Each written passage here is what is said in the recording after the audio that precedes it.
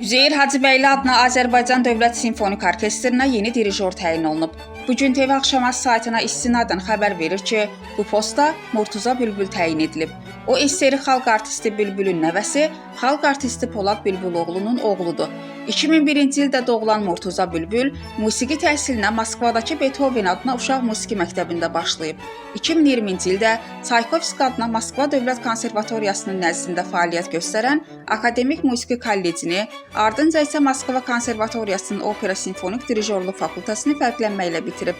Məlumat üçün qeyd edək ki, Azərbaycan Dövlət Simfonik Orkestrinin baş dirijoru Fuad İbrahimovdur. Simfonik orkestrdə həmçinin Mustafa Mehmandarov da dirijorluq fəaliyyəti göstərir. Hüsniyyə Salmanova, Bugün TV.